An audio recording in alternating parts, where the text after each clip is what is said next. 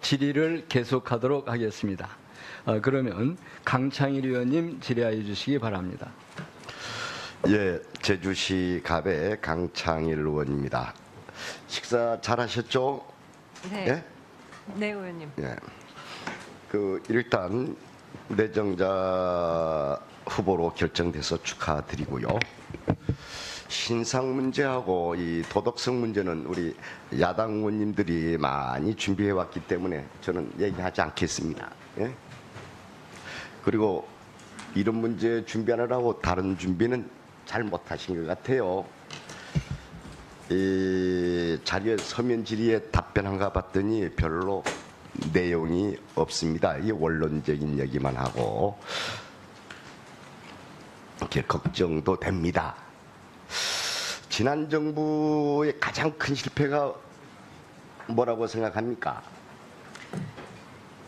네, 존경하는 강창일 의원님 말씀 거기에 담긴 우려 저도 말씀드린 대로 많이 인식을 하고 있습니다. 지난 정부의 외교 정책 공도 많지만 그 국민과의 소통의 문제에 있어서 좀 부족하지 않았나 싶습니다. 소통 문제뿐만이 아니고요. 내용에 있어서도 여러 가지 문제를 알고 있어가지고 저희들 외통위에서 윤병세 그 장관 보고 대통령 잘 모시라. 그리고 가장 큰 실패가 외교 부분이고 참사라고까지 용어를 쓰면서 질타를 한 적이 있습니다. 그리고 그러는 사이에 외교부 관료들을 보고는 저 뒤에도 외교부 관리들이 앉아 계신데 영혼 없는 한국인이다. 이런 얘기들도 많이들 했지요. 왜 이런 비판을 받아야 되는가? 외국 생활 오래 해서 잘 모르실 건가? 알고 계실 걸로 봅니다. 이런 국민들 지탄. 예? 후보자는 말이죠. 이 영어 야전등통하시고 경력도 화려하신데 때문에 과연 실무 외교에 적합한지 그런 우려도 또한 있는 거 아시죠? 그리고 외교 관리론이 카틀이 형성돼 가지고 간단하지 않을 텐데 비외교고시 출신이기 때문에 장점도 있는데 과연 장악하고 통제하고 이끌어 나갈 수 있을까? 이런 식의 우려들도 많이 있다는 것 알고 계십니까? 잘 몰라요? 그런 얘기 쓴소리 해주는 사람이 없습니까? 주변에? 그래서 결국 지난번에 실패를 극복할 수 있을까 되게 우려한다 이런 말씀을 드리면서 제가 저 자료 서면 질의를 했는데 위안부 문제 우선 많이 있습니다만은 이 지소미아 문제의 두 가지만 우선은 질의드리겠습니다. 아주 답변이 봤더니 원론적 답변에 끝나버렸어요. 이게 제대로 본질을 좀 파악하지 못하고 있지 않나 이런 느낌이 들었어요.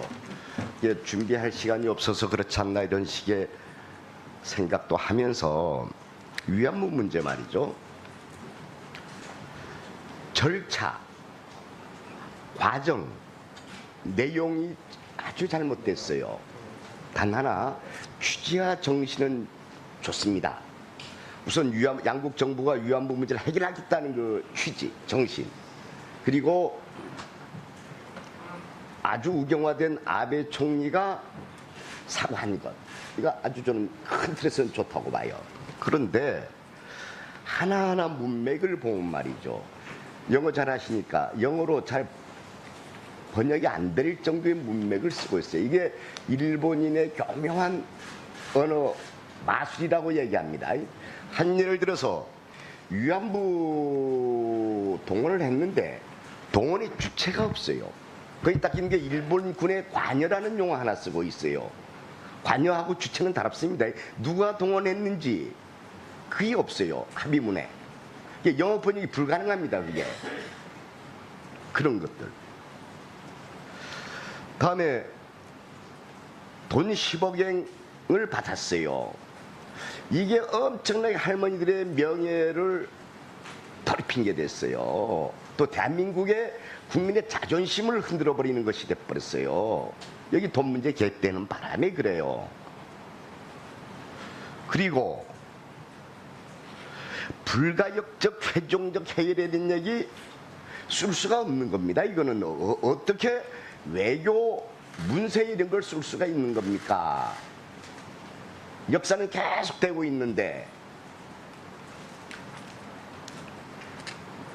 그리고 어디 뭐 밀실에서 뭐 도둑질하듯이 밤에 전화해서 당사자 의견도 묻지 않고 발표하는 게 어디 있어요. 그래서 저희들은 처음부터 이것은 국제법적인 절차 과정을 지키지 않았기 때문에 국제법적인 구속력이 없다라고 계속 주장했던 겁니다. 그 당시부터 그래 왔어요. 그래도 또 하나, 왜 전 정부에서 실패했는지 압니까? 양국 간에는 여러 가지 현안들이 많죠. 영토 문제, 역사 문제, 뭐 위안부 문제, 일제시대 강제 징용당하신 분들의 이 권리 회복 문제 등등 많습니다. 살인 동포 문제. 그런데 첫 단추를 잘못 끼워가지고서 위안부 문제 해결 없이는 한 발자국도 나갈 수 없다. 이렇게 해버려가지고 한일 관계가 이렇게 꼬여버린 겁니다. 1965년도에 계속 한일 간에 문제가 많이 있었음에도 불구하고 이것 때문에 정상회담 제대로 한번 해본 적이 없는 이런 꼴이 돼버렸습니다. 예?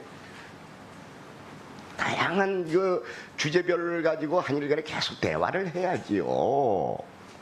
그런 문제. 그래서 아주 잘못됐다. 그런데 해결 뭐 방안 얘기할 때 아주 원론적인 얘기에 그치고 있어요. 그쪽에 오로지 인권 문제, 다음에 문재인 대통령께서 얘기하신 원론 국민적 정서, 이 답변 위에는 하나도 못하고 있다. 이런 식의 생각을 하고 있습니다. 시간이 돼가지고 이제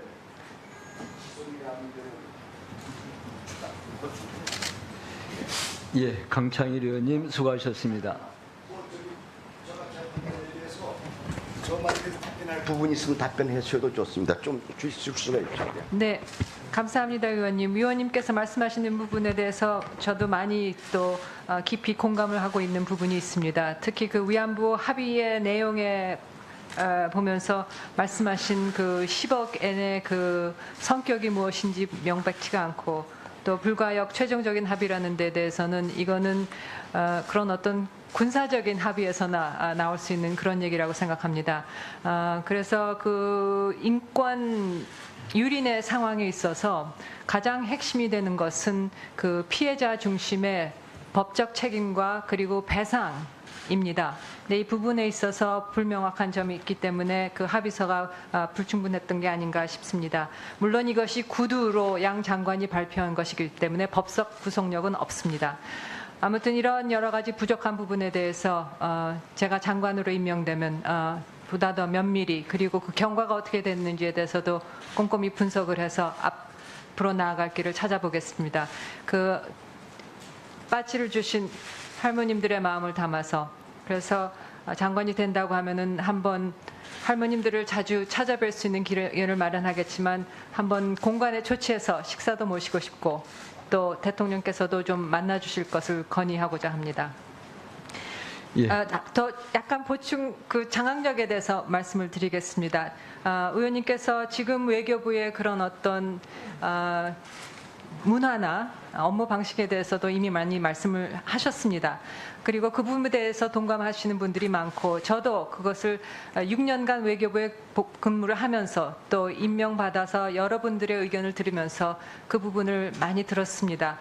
이 자리에 만약에 전통적인 소위 말하는 북미통의 전통 외교 관료 부에서 내내 큰 어떤 후보자가 앉아 계셨더라면은 훨씬 더 그 외교 사안에 대해서 매끄러운 답을 드릴 수 있었을지는 모르겠지만 그러한 지도력에서 나오는 것은 그런 어떤 질적인 차이는 아니었을 것 같습니다. 그런 어떤 기존의 지도력의 내용은 이미 부에 깊이 담아 있는 거고 이 시점에 우리가 필요로 하는 것은 그야말로 새로운 역량, 새로운 지평, 새로운 시각이라고 생각합니다. 그런 면에 있어서 저는 분명히 제가 갖고 있는 역량이 그런 부분을 충족시킬 수 있는 게 있다고 저는 자신하고 있습니다. 그리고 여성 후보로서 다만 제가 여성이기 때문이 아니라 우리나라의 성평등을 바라는 그리고 제 성평등을 위한 제가 국내 국외에서의 활동을 평가해 주시는 여러분들의 그 지원이 담겨 있다고 생각합니다. 그래서 그런 어떤 국민적인 성원과 제가 가지고 온 제 나름대로의 그런 역량을 가지고 그런 새로운 지도력을 발휘해서 부를 장악하고 또 부처 간의 협의 또 국가안전보장회의소의 외교부의 목소리 그리고 소신 있는 조언을 대통령님께 드리고자 합니다. 감사합니다. 네, 이번에는 문희상 의원님 질의해 주시기 바랍니다.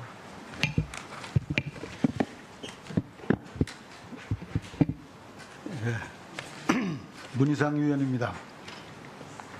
지금까지 오전, 오후 걸쳐서 청문 내용을 대체로 보건데 대체로 후보자에 대한 견해가 두 가지 행태로 극명하게 갈린다고 생각합니다. 하나는 탁월한 발탁 인사다라는 측면에서 여러분이 얘기하고 있습니다. 비외무고시 출신으로 그것도 70년의 유리천장을 깬 여성이라는 점 따라서 외교 혁신의 적임자라 적격자다 이런 평판이 있고요.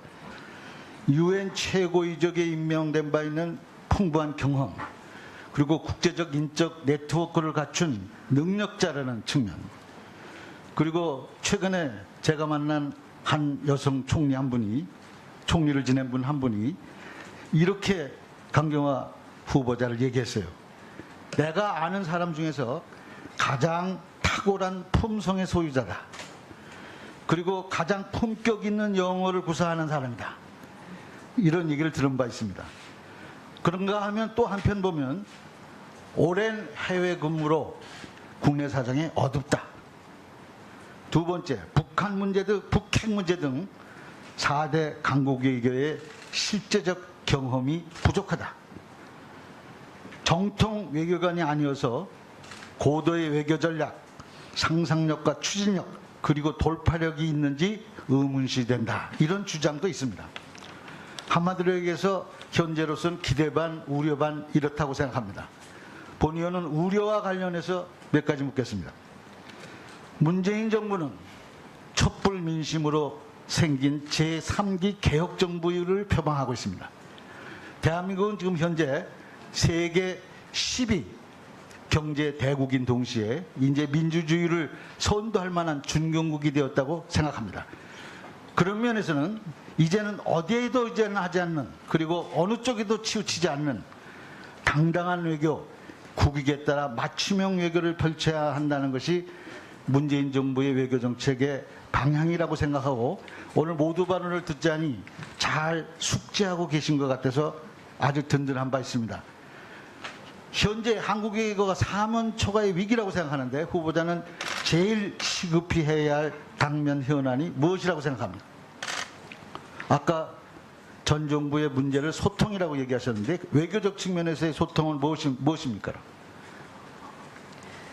뭐가 문제라고 생각합니까? 네, 문 의원님께서 해주신 말씀 답변을 드리면은 말씀하셨듯이 상당히 저희 외교가 어려운 상황입니다. 그 사면 초과를 돌파하는 데 있어서의 그 탁월한 외교적 능력, 탁월한 외교적 소통력이 분명히 핵심이 될 것이 맞습니다. 그러한 면에서 제가 유엔에 있었지만은 그 매일매일 어려운 회원국을 상대로 어려운 주제를 놓고 매일 외교전을 벌였습니다. 그거는 인권 문제에 있어서도 그렇고 인도 지원 문제에 있어서도 그렇습니다. 그래서 어려운 상황에 있어서의 그런 어떤 추진력 이런 부분에 대해서는 제 스스로 많은 역량을 갖고 있다고 자신을 하고 있습니다. 가장 첨예한 문제가 역시 북핵 문제이고 가장 코앞에 와 닥친 과제가 한미 정상회담입니다. 그래서 정상회담을 잘 준비를 해야 되겠고요.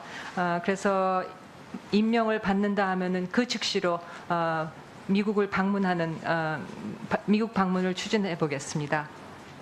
맞습니다. 지금 현재 당면한 최대 과제는 한미 정상회담의 성공이고 그다음에 일반적인 당면 현안은 북핵 문제라고 저는 생각합니다. 지난 정부가 이 사면 초과가 만든 이 근본 원인이 나는 북핵 문제 해법도 거기서 나온다고 보는데 대북 제재 일변도의 정책으로 남북 관계를 6.25 이후 최악의 경우로 만들었다 이런 생각을 저는 갖고 있습니다. 거기에 대해서는 어떻게 생각하십니까?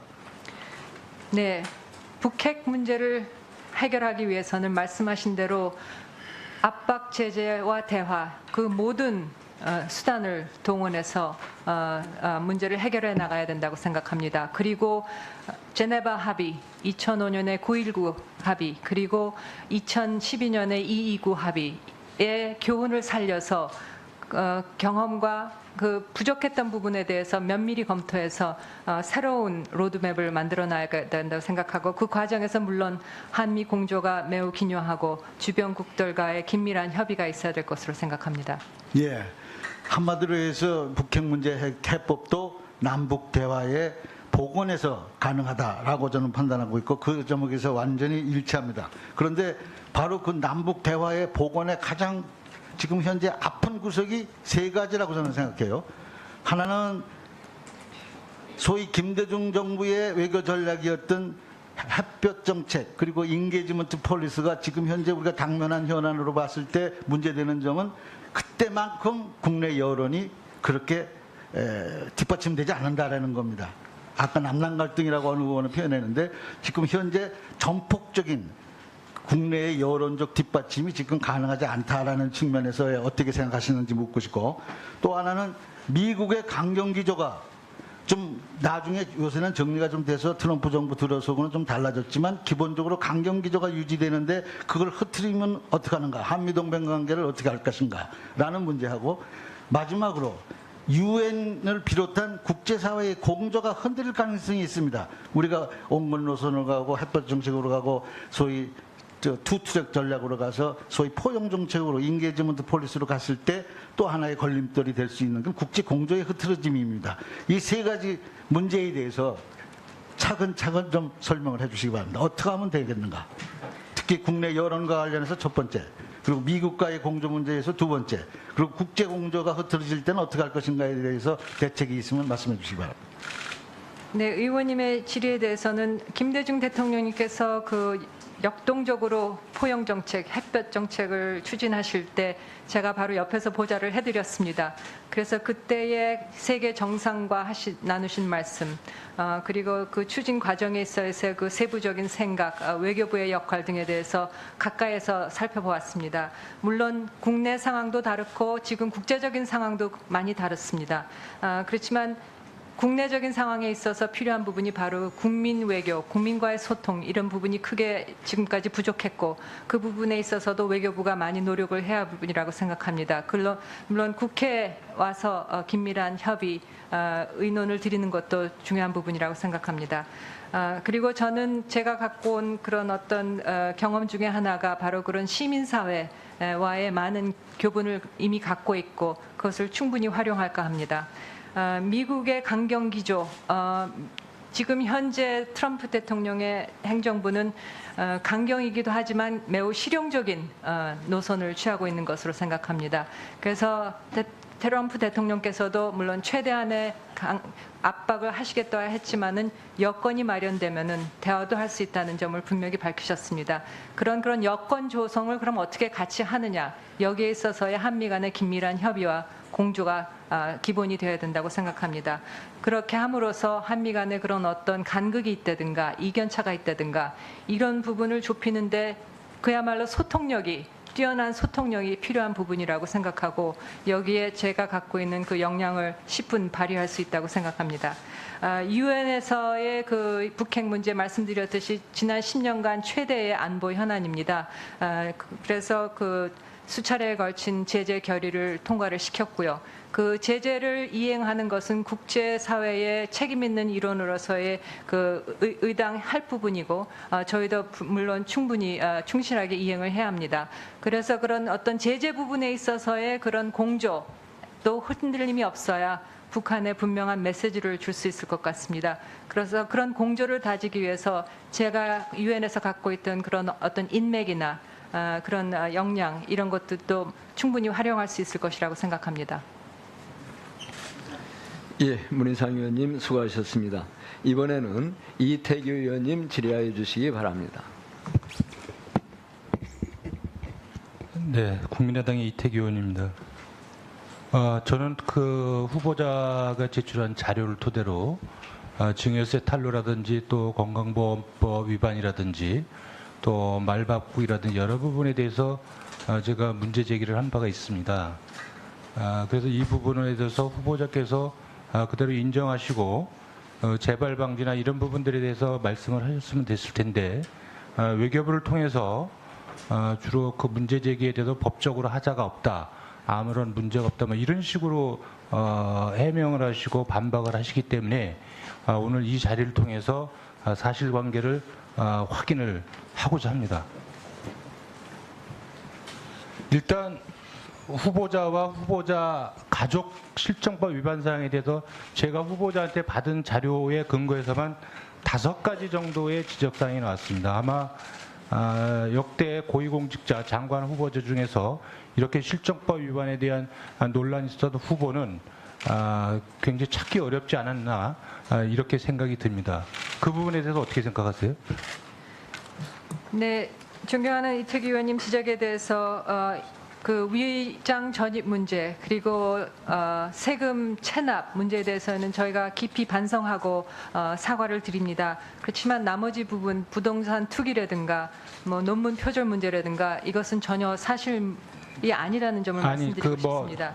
부동산 투기나 논문 표절은 제가 말씀드린 적 없고요. 그러면 제가 일단 위장 전입에 대해서 조금 질문을 드려보겠습니다.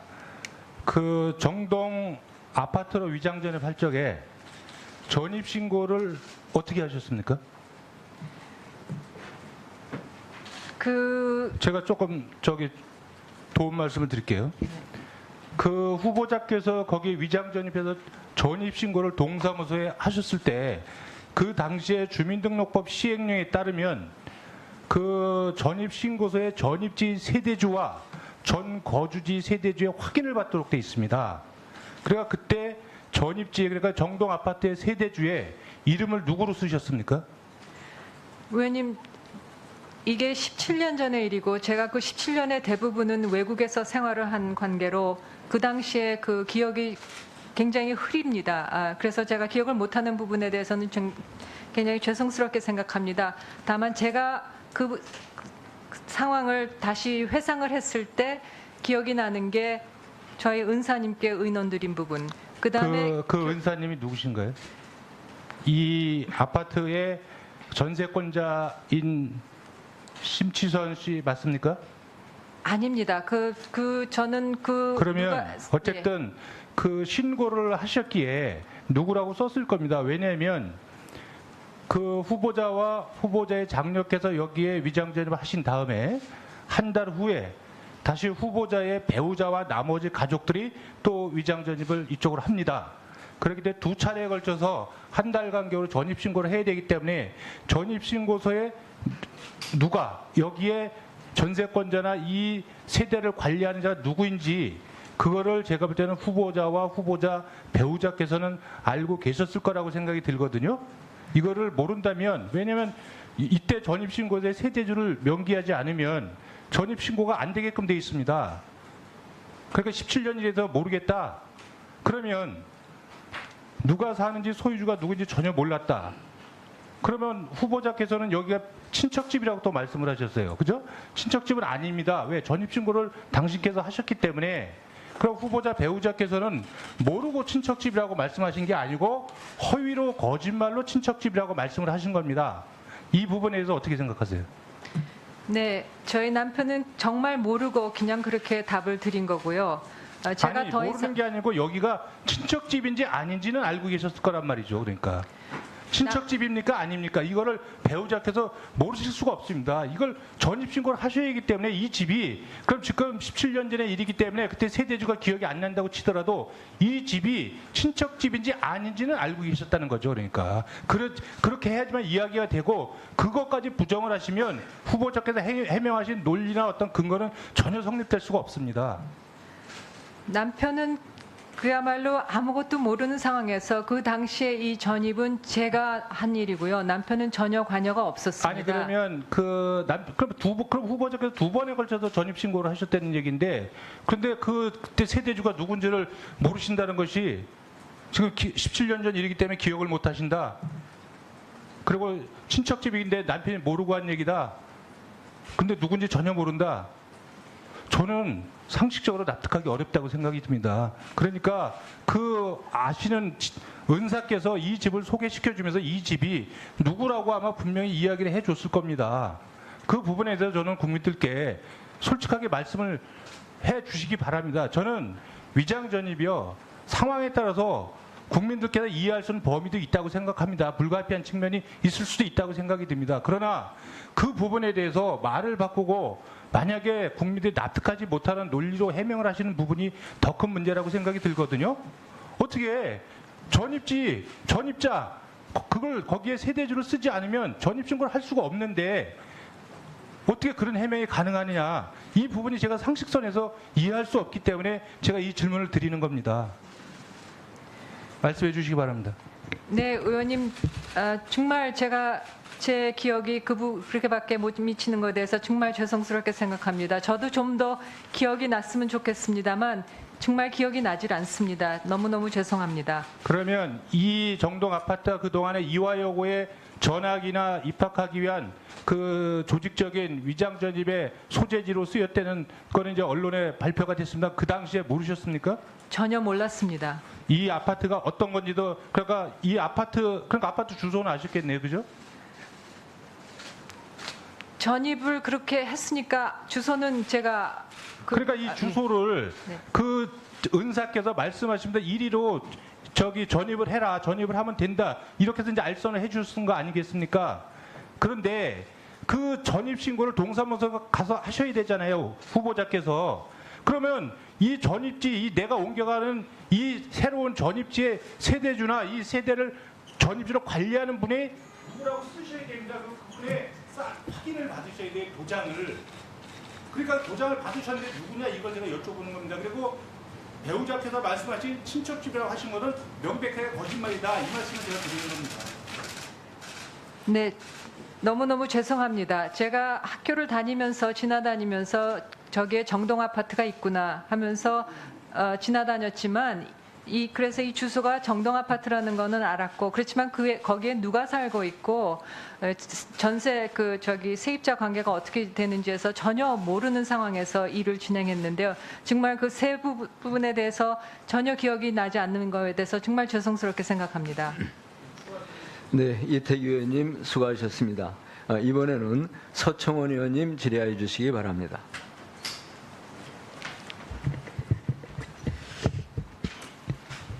다 아시다시피 내일 모레면 문재인 정부가 출범한 지 1개월이 됩니다.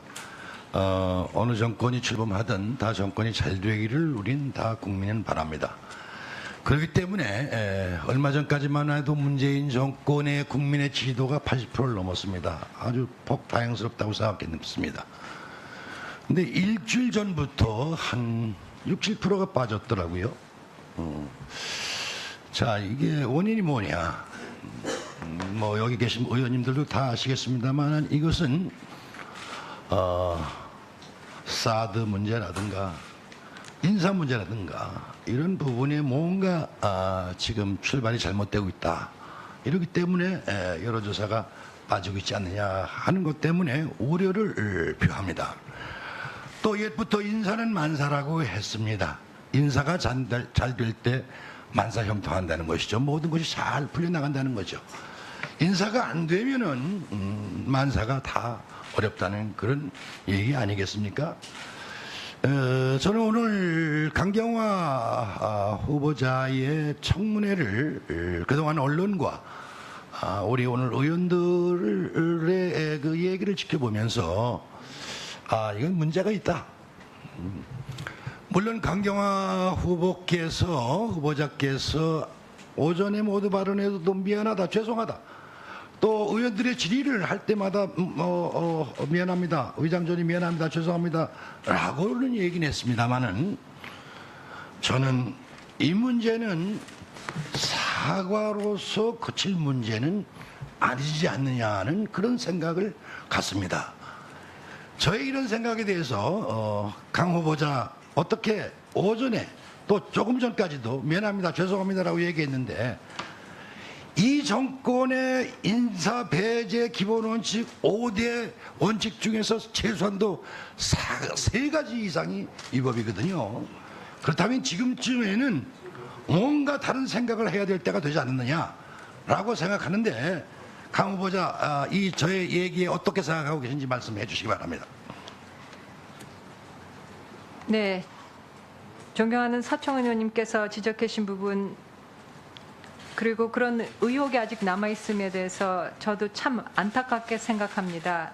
그리고 말씀드리지만 정말 죄송하게 생각합니다. 그렇지만 그 위장 전입물과 관련해서는 저는 제가 생각나는 대로 말씀을 오케이. 드렸고, 아까 네. 말씀을 다 하셔서 잠깐만 제가 다 알기 때문에 저는 구체적으로 말씀을 드리지 않습니다.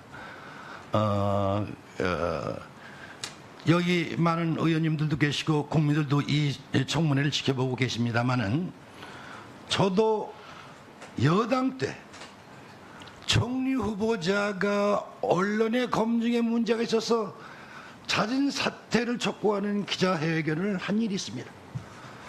여기 저 의원님들 우리가 야당이 됐으니까 왜 당신들 과거에 여당할 때는 가만히 있다가 지금 엄정한 잣대를 대느냐 하는 것들을 말씀드릴 것 같아서 제가 당시에 언론에 보도된 내용을 참고로 가지고 나올 정도로 저희도 여당이지만 여당의 총리 후보자까지 혹독하게 사전에 사퇴하는 검증까지 한 일이 있다는 사실을 아시고 우리 강 후보자 지금 제기된 여러 가지 문제 이런 부분에 대해서 총리께서 임명권자 이 정권에 부담을 주지 않기 위해서라도 깊은 생각을 오늘 해야 된다. 저는 그렇게 생각을 합니다. 그러면서 제가 한 가지만 질문을 내드리겠습니다. 이 정권이 출범한 직후에 바로 단절됐던 북한의 우리 민족 서로돕기 운동 등 종교단체 또 인도적인 지원을 위해서 방북을 하겠다고 했습니다. 그런데 엊그저께 북한에서 우리 정부의 인도적 지원은 물론 민간단체 방북 6.15 공동 선언 17주년 기념 공동행사 개성 개최 요구 다 거부해버렸습니다. 이런데도 계속해서 우리는 뭐 사실상 망신을 당한 건데 북한에게 계속해서 우리가 북의 대화를 제의하고 그래야 될 필요성이 지금 있는가? 우리 후보자는 어떤 생각을 갖고 있는가? 대북 문제에 대해서 이런 북한이 우리의 제의에 대해서 우리 방북에 대해서 불허하고 있는 사실에 대해서 어떻게 생각하는지 한번 생각해 주시기 바랍니다. 네, 그 북한에 대한 그런 어떤 우리의 제의에 이런 민간 단체의 그 순수한 동기조차도 거부하고 있는 상황을 참 안타깝게 생각합니다. 그렇지만 북한의 인도적인 필요는 굉장히 지금 심각한 상황에 있습니다.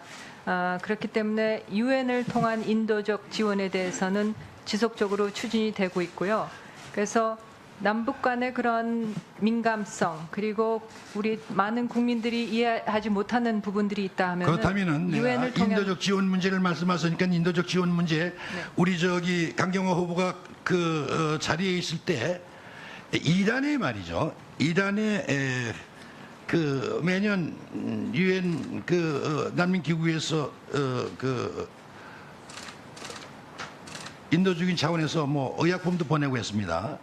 근데 이란이 핵 문제가 한참 문제가 됐을 경우에는 1년에 2006년에 164만 불, 2007년도에는 100만 불 이렇게 인도적 지원이 아주 미미했어요.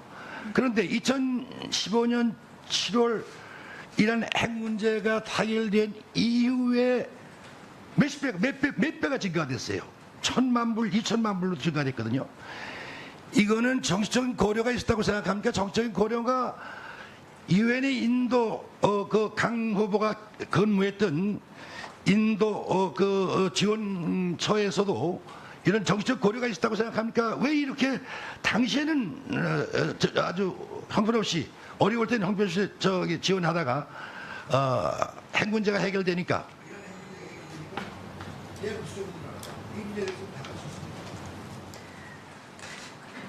그 이란에 대한 유엔의 그 인도적 지원, 자원 제공은 아마 그 이란에 있는 아프간 난민들을 지원하기 위한 난민 기구의 일에 대한 그 각국의 기여금이라고 생각합니다. 예.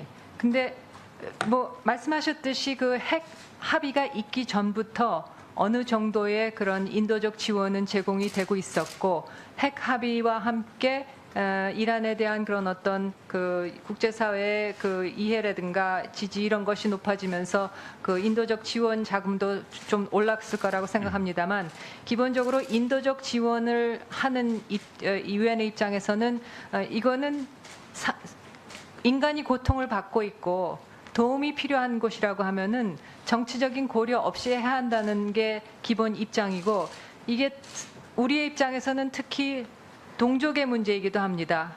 그래서 북한 주민이 고통을 받는 데 있어서 유엔이 나서서 하고 있는데, 당장 우리가 양자면으로 하기 어렵다 하면은 유엔을 통해서 하고 있는 방법을 저희가 강구해 볼 필요가 있다고 말씀드리고 싶습니다. 네, 서청원 의원님 수고하셨습니다. 이번에는 김경엽 의원님께서 질의해 주시기 바랍니다. 예, 부천 원미갑 출신의 김경엽 의원입니다. 앞서 다른 의원님들의 말씀 과정에서도 나왔습니다만은 지금 외교적으로 대단히 어려운 상황입니다. 사면 초과 외교 이렇게 얘기를 하는데요. 여기에 유엔에서의 오랫동안 유엔에서 일하셨던 경험이나 국제적인 감각, 능력이 필요한 때다 이렇게 생각을 합니다. 우리 지금 남북 관계도 대단히 어렵습니다.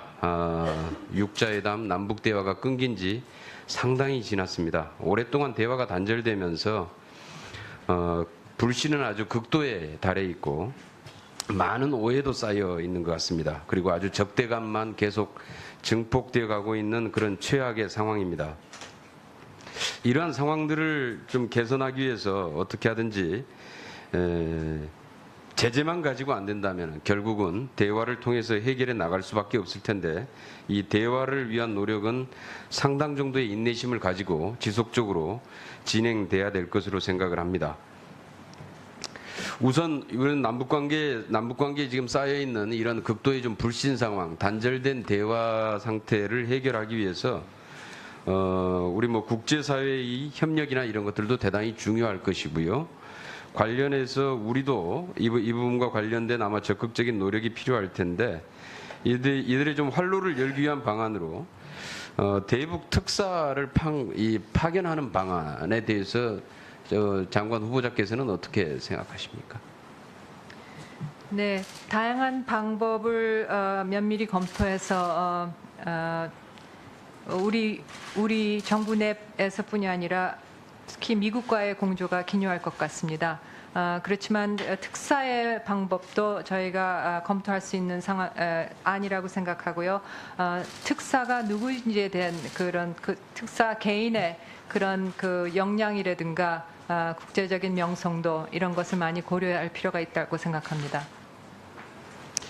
예, 그리고 오늘은 좀 사실 뭐 정책 이 검증보다는 이제 그 도덕성, 그래 신상 문제에 대한 검증이 주로 좀 많이 얘기가 되고 있습니다만은, 그동안에 좀 나왔던 얘기들을 제가 쭉 한번 훑어봤더니 많은 부분에 있어서 추측성이거나 과장, 왜곡되어 있는 면들이 꽤 있는 것 같습니다.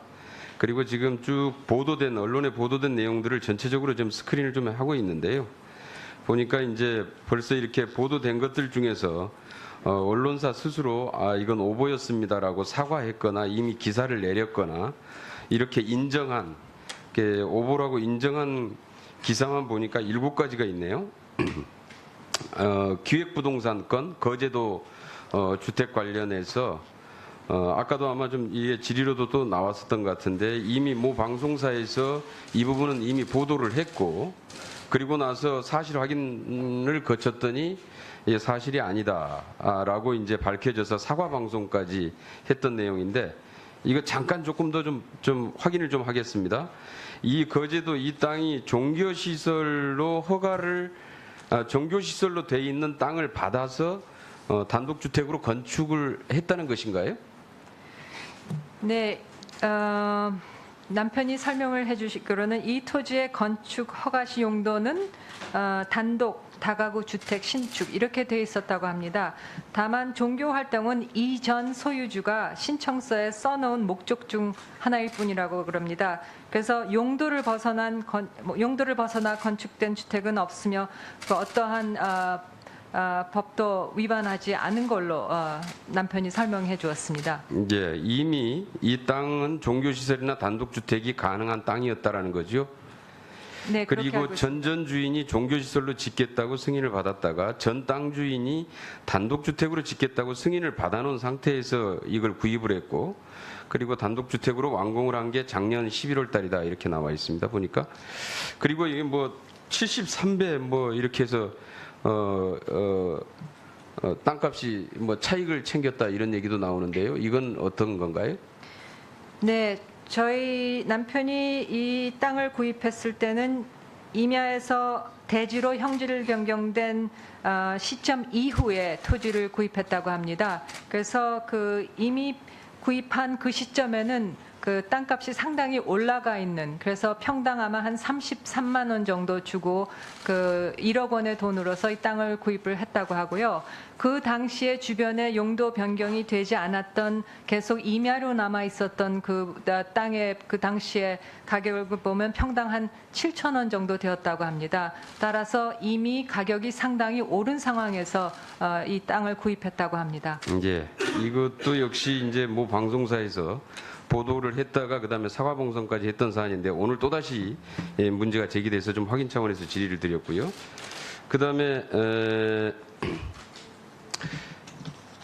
이제 봉천동 다세대 주택 관련해서는 보니까 계약서상에 해당 공사비를 재건축을 통해서 4개 세대를 매각해서 그 시공업자가 그 공사비를 가져가는 것으로 이렇게 계약이 돼 있네요. 네, 그렇습니다. 점심시간 중에 저희가 그 예. 계약서 사본을 제출한 걸로 알고 있는데요. 네, 말씀하신 대로 그 저희 모친이 거주하고 계신 이 연립주택의 재건축을 맡은 시공업체와 기존 4세대 간의 입주자 간 맺은 계약서상 그 해당 공사비를 재건축을 통해 증가되는 대로 4개 세대로 충당하는 것으로 명시되어 있습니다. 즉 공사비를 맡은 이 시공업체한테 그 새로 증축되는 4세대가 시공업체가 소유하는 쪽으로 계약서상 그렇게 되어 있고요.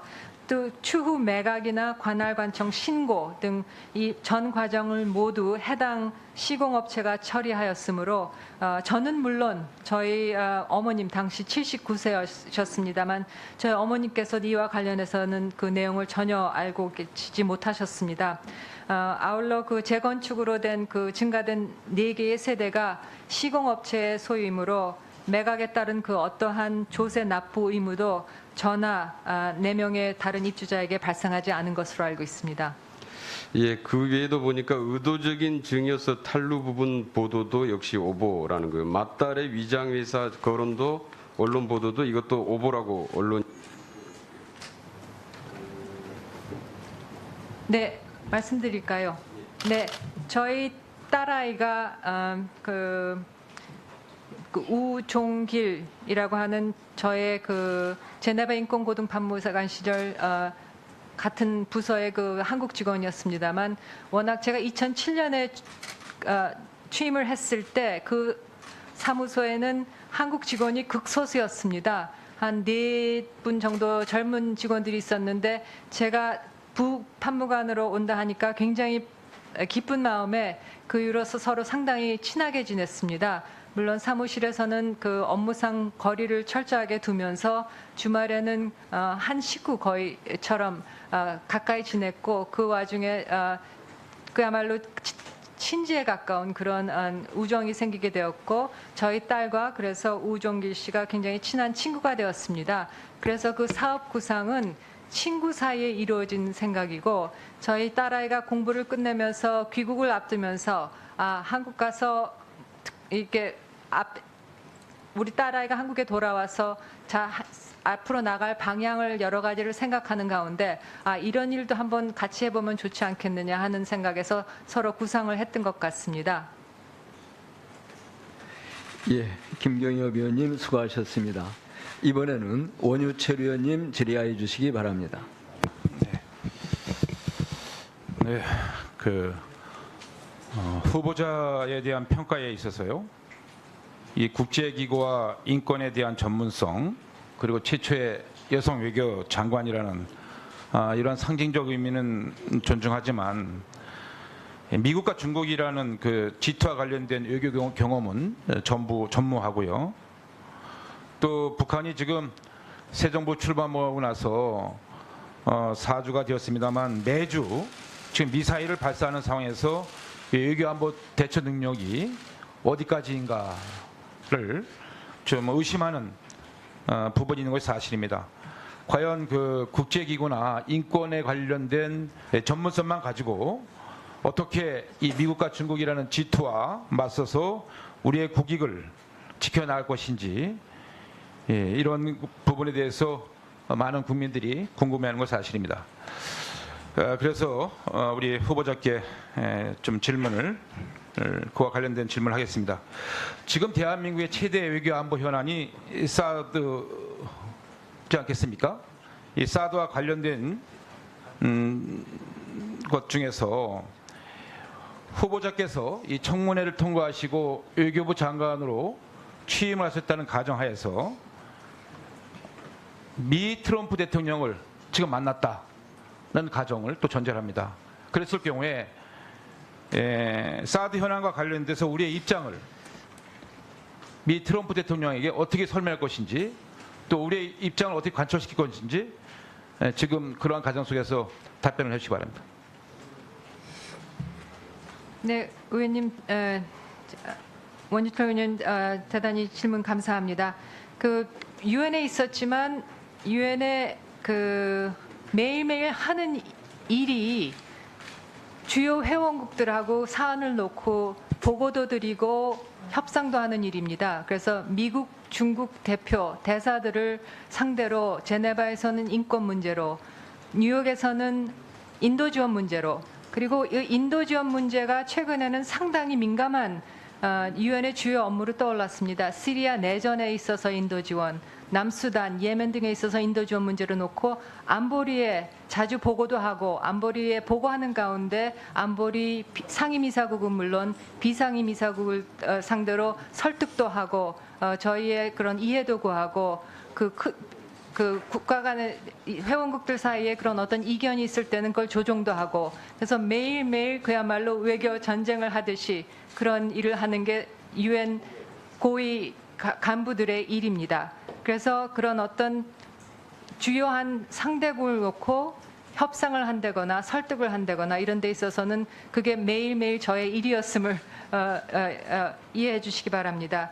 사드 문제 관련해서 대중국 더 효과적인 설득이 분명히 필요한 부분입니다. 아니, 지금 네.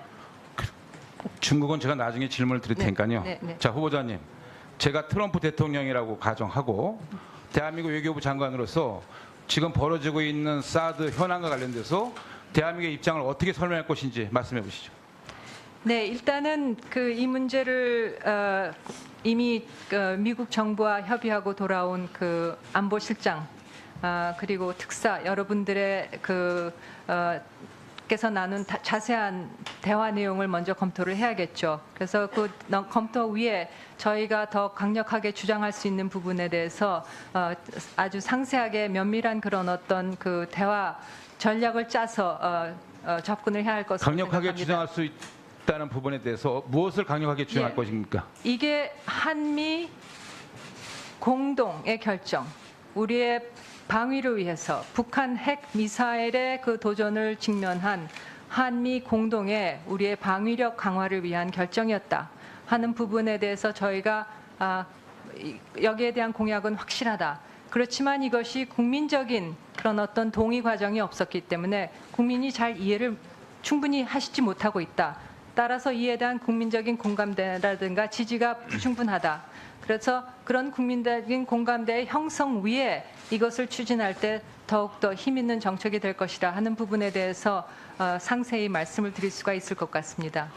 자, 일단 알겠고요. 그러면 중국의 사드 보복에 대해서 제가 시진핑 주석이라고 가정하고 대한민국의 외교부 장관으로서 중국의 사드 보복이 부당하다, 하지 마라라는 설득을 좀 해보시죠. 네, 그 외교 설득이라는 게 특히 이렇게 인식이 갭이 이렇게 지금 현재로선 굉장히 큰 상황입니다. 그래서 이미 그 대화는 시작이 됐지만은 보다 더 적극적으로, 보다 더 깊이 있고 폭넓은 대화를 할 필요가 있을 것 같습니다.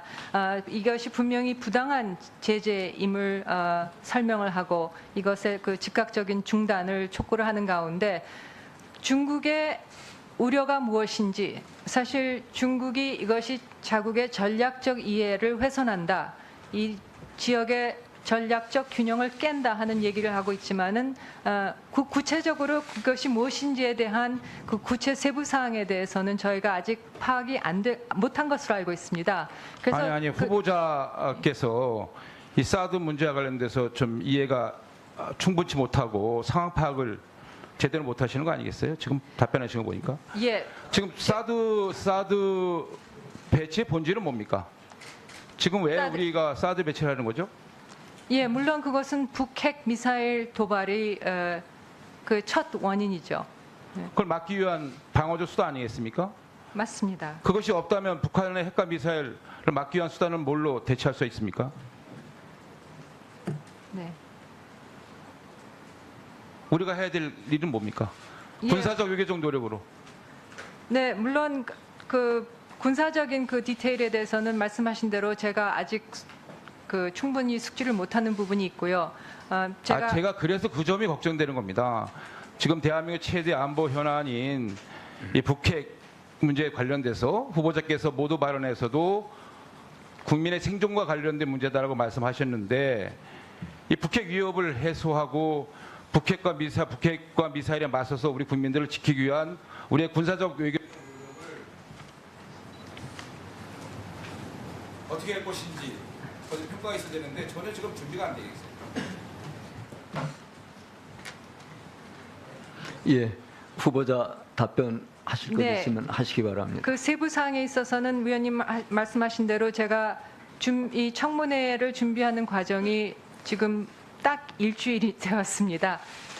그래서 또 많은 부분 저희 신상 문제로 많은 그 준비를 했었어야 되고요. 그래서 이 현안 문제에 대해서는 이렇게 세부 사항을 들여다볼 수 있는 그런 시간이 충분히 못했음을 너그럽게 양해해 주시기 바랍니다. 그렇지만 이 문제가 우리 국가의 그런 어떤 안위의 중대한 문제이고, 이 부분에 있어서 미국과의 그런 어떤 긴밀한 공조는 물론이고요. 이것이 중국의 그런 어떤 이해를 도출해내야 된다 하는 그런 그 중요한 과제가 있다는 것에 대해서는 제가 충분히 인식을 하고 있고 다각도로 방안을 모색할 준비가 되어 있습니다. 네, 원유철 의원님 수고하셨습니다. 이번에는 박주선 의원님 질의해 주시기 바랍니다. 우리 후보자님, 저는 후보자님이 내무장관 후보로 발표가 됐을 때 굉장히 환영을 하고 좀 기대를 하고 잘된 인사를 했구나 하는 생각을 가졌습니다. 근데 지금 여러 가지 갖가지 의혹이 제기되고 그러니까 개인적으로 좀 많이 안타까운 생각을 가지고 있는데, 이 국회에서의 공직 후보자에 대한 청문회의 목적은 공직 후보자의 능력과 자질을 검증해서 고위 공직자로서의 자격이 있느냐 하는 점과 공직자의 도덕성을 확인해 가지고 공직자에 대한 신뢰, 공직풍토의 신뢰 제고, 또 그리고 이 일반 국민에 대해서는 준법 정신을 함양하는 계기로 삼는 데 그 목적이 있다고 평가를 합니다. 그렇게 동의하십니까? 네, 동의합니다. 그렇다면 이런 인사청문회의 목적을 놓고 볼 때 양심적으로 후보자가 판단하고 답변해 주시길 바라는데, 각가지 제기된 의혹과 관련해서 뭐 해명 다시 고르고 있습니다만, 본인은 외교부 장관으로서의 적격한 지위에 있다고 생각하는 것인지 견해를 좀 묻고 싶네요. 네, 존경하는 박주선 의원님 말씀 깊이 새겨들었습니다. 제가 그 위장 전입 문제와 관련해서는 정말 그냥 딸아이의 엄마로서 별 생각 없이 한 일이 이렇게 국민들한테 크게 우려를 드린 상황이 되었고, 그 부분에 있어서 당시 정말 생각을 잘못했다. 그리고 그 소명하는 과정에 있어서 정말 부족함이 많았다. 그리고 아직도 부족함이 있다 하는 것을 저도 계속 느끼고 있습니다만, 제가 기억이 거기밖에 닿지 않기 때문에 정말 더 이상 드릴 말씀이 없는 거에 대해서 정말 송구스럽게 생각합니다. 그래서 그 부분을 포함해서 그리고 제가 그런 어떤 저의 그런 도덕성의 그런 어떤 문제가 되는 부분을 포함해서 오늘 제가 답변 드리는 모든 것을 종합해서 판단해 주시기를 바랍니다. 문재인 대통령은 이 사드 문제와 관련해서 처음에는 사드 부대 설치를 반대를 하다가 또 국회 비준을 요구하다가 이제 또 후보 시절에는 차기 정부로 사드 문제의 결정을 넘겨라. 넘기면 이 문제를 외교적으로 해결할 보관을 가지고 있다. 이렇게 이야기를 하셨습니다. 그런데 사드 문제를 외교적으로 해결할 보관이 뭔지에 대해서 문재인 대통령과 대화를 했거나 확인해 본 일이 있습니까? 아직 직접 뵙지 못하고 있습니다. 그러면 문재인 대통령의 보관을 국민에게 천명한 공약인데, 공약은 또 틀림을 지키겠다고 취임사에서도 이야기를 했는데, 외교장관으로서 그 보관이 뭔지도 모르고 여기 지금 청문회 나오시다 한다면 나중에 그 보관이 외교장관의 외교 방침하고 충돌이 됐을 때는 어떻게 할 겁니까? 네, 외교부 장관으로서는 그 외교부의 모든 역량, 그리고 제가 갖고 올 수 있는 그런 어떤 새로운 그 관찰이라든가 역량을 총정합해서 저희의 그 가장 그 최선의 조언을 드리는 게 저희가 외교부로서 할 일이라고 생각합니다. 하지만 마지막 결정은 대통령께서 내리시는 부분이라고 생각합니다. 지금 와서 보니까 말이죠, 사드 부대 창설과 관련해서 이미 발사대 2기와 레이더가 들어와 있고 통신 시설, 그다음에 요원들이 지금 가동이 지금 되고 있는 상황에서 발사대 4기가 추가로 도입이 돼가지고 아직 설치는 안 됐지만 도입 사실을 청와대에 보고 누락을 했다 해가지고 이걸 공개적으로 조사 지시를 하고 이 문제에 대해서 해당 장교를 지금 문책을 하고 그러면서 사드 배치와 관련해서는 전면적인 환경 영향 평가를 처음부터 다시 하라, 이런 취지로 지시가 내려간 걸 알고 계시죠? 네, 직원을 통해서 보고받았습니다. 그렇다면 원래 미국과 한국이 사드 배치와 관련된 합의가 이행되기가 어렵다. 다시 말해 연내에 사드 배치 완료를 한다는 합의 내용이 실천되기 어렵다. 그렇다면 미국 측 입장에서는 결국 한국이 사드 배치와 관련된 당초 합의를 파기한 것이 아니냐. 그래가지고 그렇다면 한미 동맹 관계에 있는 한국이 미국과의 합의를 파기한 점에 대해서 동맹관계의 균열 내지는 손상에 대한 미국의 그 판단으로 우리 한미 관계가 악화되거나 어떤 나쁜 영향을 받을 가능성이 있고, 중국에서는 사드 배치를 반대를 하고 있는 입장이기 때문에 문재인 대통령이 절차적인 정당성 확보를 통해 가지고 결국은 사드 배치를 하지 않을 것이라는 큰 기대를 갖게 해가지고 결국은 이 사드 배치가 되게 되면 중국 입장에서는 본래 중국이 요구했던 내용이 관철되지 않기 때문에 실망이 더 커지라고 보는데, 이랬을 경우는 사드 배치와 관련된 한국의 입장이 굉장히 곤란하게 될 것이다, 이렇게 생각을 합니다. 그 점에 대해서는 어떻게 생각하시냐 묻고 싶고요. 또 하나는 만일에 국회에서 사드 문제와 관련해 가지고 논의를 할 필요가 있다고 대통령께서 말씀하시고 아까 후보자도 말씀하셨는데 국회에서 논의를 해가지고 사드 배치가 반대한 의견이 우세하거나 하면 어찌 할 것이며 사드 배치의 운명은 어찌 되는 것이며 국회에서 논의 방식이 비준 절차를 요구하는 것인지 구체적으로 어떤 방법으로 논의를 요구를 할 것인지 그 점에 대해서 답변을 좀 해주시기 바랍니다. 네, 지금 이 문제가 상당히 어려운 문제임은 틀림이 없습니다. 따라서 미국과의 그런 어떤 우리가 시간이 좀 필요함을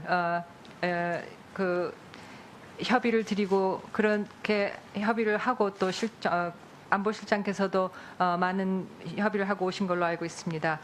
그리고 중국에 대해서도 이게 말씀하셨듯이 우리의 방어적인 수단은 북한의 지속적인 도발에 대한 우리의 대응이다. 우리의 안보 이익에 직결된 사안이라는 것을 분명히 설명함과 동시에 이로 인한 보복 조치는 부당하다는 것을 지속적으로 설명할 필요가 있을 것입니다. 양쪽에 대한 관리가 아주 면밀하고 철저한 관리가 필요한 두 관계라고 생각을 하기 때문에 그렇기 때문에 더욱더 효과적인 소통, 외교력이 필요한 상황이라고 생각합니다. 또 상황이 이렇게 된 데에는 이것을 결정하고 배치하는 과정에 있어서 그런 어떤 국민적인 공감대가 없었던 부분이 이런 문제를 불거지게 한 게 아닌가 그런 생각을 하게 됩니다. 그래서 미국과 그런 어떤 이해를 폭을 넓히고 미해의 일을 하고 하면서 또 중국에 대해서는 우리의 입장을 지속적으로 이해를 시키면서 이 국민적인 논의의 그런 어떤 형태로든 국회에서 논의가 있을 수 있도록 국회의원 여러분들께서도 좀 적극적으로 고려해 주시고 나아갈 방향을 모색해 주실 부분이 있는 것이라고 생각하고 또 외교부로서는 그런 하시는 여러 가지 고려하시는 방안, 조치에 대해서 그런 어떤 외교적인 함의가 뭔지에 대해서 적극 검토하고 그래야 앞으로 나가야 될 부분이라고 생각합니다. 예, 박주선 의원님 수고하셨습니다. 이상으로 위원님들의 주 질의가 모두 끝났습니다마는 위원장인 저도 위원회 한 사람으로서 몇 말씀 드리고자 합니다. 우리 강경화 후보자 발표가 있었을 때 대한민국 헌정 사상 첫 여성 외교부 장관으로서 새로운 우리 외교 지평을 열어갈 것이다라는 기대가 있는 듯도 합니다. 또 후보자의 자질과 역량에 대한 그런 좋은 평가 보도도 있는 것 같습니다. 또 지금까지 우리 위원님들의 질의에 있어서 각종 현안에 대해 후보자께서 소신 있는 포부 말씀도 했다고 생각을 합니다. 또 우리 위원님들께서 여러 윤리적 측면에 대한 질의도 있었습니다. 저도 그런 몇 가지 의견에 대해 또 후보자의 의견도 듣고 말씀을 드릴까 합니다. 우선 장려 이화여고 진학을 위한 위장 전입 문제에 있어서는 그러니까 후보자께서는 기본적으로 잘못됐다라는 것을 사과를 하고 그러나 17년 전 그 시점에 있어서 은사의 소개로 당시 살던 분 또 주소를 기재는 했지만은 지금 정말 기억하고 있지 못하다. 이것이 후보자의 의견입니까? 네, 맞습니다. 예, 그 다음에 박사 논문 표절 의혹 부분에 대해서는 추호도 당시의 기준에 비춰서도 그렇고 그 다음에 지금의 기준에 비춰서도 그것이 표절이라고 이렇게 생각지 않는다라는 게 후보자의 의견입니까? 네, 맞습니다. 예, 그 다음에 거제도 땅 매입 부분에 대해서도 여러 의혹들이 제기되고 있는 것 같습니다. 그런데 후보자의 배우자께서 대지를 부지를 구입했을 때는 이미 종교시설 부지가 아니었고 이미 그 전 소유주에 의해서 대지로 전환되어 있었고 따라서 주택 건설이 가능한 그런 부지를 배우자께서는 구입했었다. 그리고 이미 그때도 처음 그게 종교시설 부지로 됐을 때보다는 훨씬 시가에 있어서도 큰 변화가 있었다. 이것이 후보자의 답변입니까? 네, 맞습니다. 예, 그 다음에 또 거제도에 지금 주택으로 건설한 것 외에 또 그 배우자가 구입한 여타 임야들이 있다. 그 부분에 대한 또 이게 투기 의혹에 구입이 아니냐 이런 질의도 있었던 것 같은데 제가 받은 자료에 의하면은 그 여타 임야는 순수히 나무를 심기 위해서 산 땅이며 현재도 이 토지는 보전 산지로 지정되어 있다. 따라서 현행 법상으로 다른 목적 이용은 불가능하다. 이렇게 답변을 보내주셨는데 사실입니까? 네, 맞습니다. 예, 저는 일반적인 우리 정책 문제에 있어서는 사드 문제를 비롯해서 한일 위안부 문제, 또 북핵 문제, 남북 관계 개선 문제 등에 있어서 정말 우리의 외교가 우리 대한민국 역사상 이렇게 어려운 국면을 맞이할 수 있었을까 싶으리만큼 참으로 어려운 국면이라고 생각합니다. 그런데 이 모두에 있어서 새로운 시각으로 모든 우리 현안 국내외 문제를 해결하는 데 있어서는 남북관계 개선이 가장 핵심적인 사유다. 이렇게 과정에서 보고를 좀 받았고요. 아니 또 620 문제들을 논의해가는 데 있어서 그 남북관계 개선이 아무리 어렵더라도 거기서부터 시작해야 되는 게 아닌가라는 의견을 갖고 있는데 그 부분에 대해서 우리 후보자는 어떻게 생각하십니까? 네, 위원장님, 제가 외교부 근무 시 아까도 말씀드렸지만은 김대중 대통령께서 포용 정책으로서 남북 관계를 개선에 새로운 장을 여시면서 화해 협력, 긴장 완화에 크게 기여하는 그러한 정책을 펴셨습니다. 제가 그것을 바로 옆에서 지켜보았고 외교관으로서 많은 교훈을 얻었습니다. 그렇지만 그 당시의 상황하고 지금의 국제사회는 상당히 상황이 많이 변했습니다. 그렇지만 남북관계 개선 분명히 해야 합니다만 국제사회의 현 주소를 잘 읽고 그런 상황에서 국제사회의 지원을 받는 상황에서 개선을 추구해야 된다고 합니다.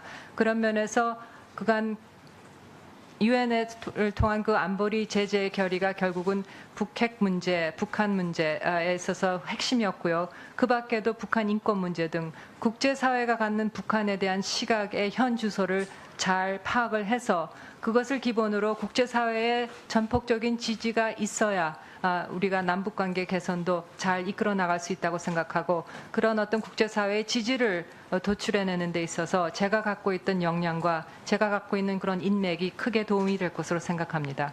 예, 유엔 제재 최근에 있었던 2270호, 2321호, 2356호 모두 다 제재를 이야기하고 있습니다만은 그 제재안의 기본 목표는 대화에 있습니다. 어떻게 하면 대화를 잘 이끌어내서 북핵 비핵화를 이끌어낼 것인가 하는데 초점이 모아지고 있다고 생각합니다.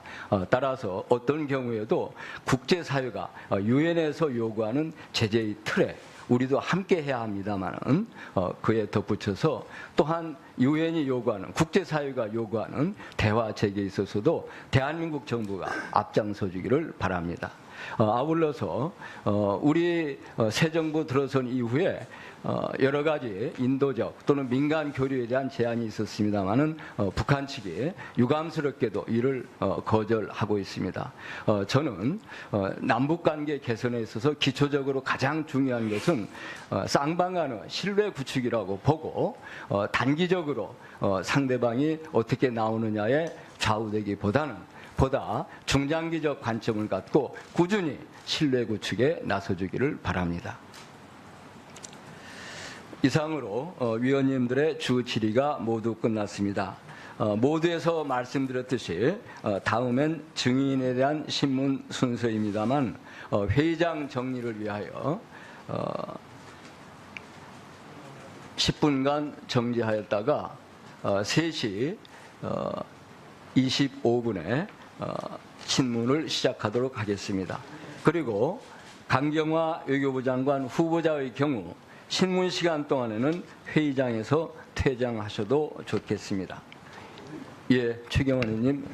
예, 그 오전에 그 시작하면서 자료 제출 요구가 있었는데 자료가 지금 여태 안 오고 있는데 네. 그 좀 제출을 받아주시죠. 예, 후보자 예. 이 자료 제출은 후보자의 일차적인 의무입니다. 최대한 서둘러서 자료 아니 제출에 오전 중으로 해서 해주기로 예. 지난 오전에 약속을 했지 않습니까? 빠른 시간 내에 우리 오후 다시 속개하기 전에 증인신문 직후에는 우리 위원님들께 전달될 수 있도록 해주시고 만약 만에 하나 그게 어려우면은 왜 그게 어려운가를 소상히 설명해 주시기 바랍니다. 알겠습니다. 예, 정양석 의원님. 네, 그 정인 신문이 예정돼 있으므로 이거 우리 저 후보자께 하나 정인 신문을 위해서 확인하도록 하겠습니다. 네. 장녀 이현지의 포스 인터내셔널 설립과 관련해서 후보자께서 언론에 밝힌 바나 개명한 바로는 회사 창업과 관련해서 개입한 바 없다고 이렇게 나와 있습니다. 이 워딩이 맞는 건가요? 아는 바 없습니까? 개입한 바 없습니까? 개입한 바 없다고 말씀드린 것 같습니다. 알겠습니다. 네. 제가 이제 정인 신문 때 그 후보자의 말씀이 맞는지 이 자료로 하기 위해서 여쭙습니다. 예, 3시 25분에 증인신문을 위한 회의를 속개하겠습니다. 그러면 정회를 선포합니다.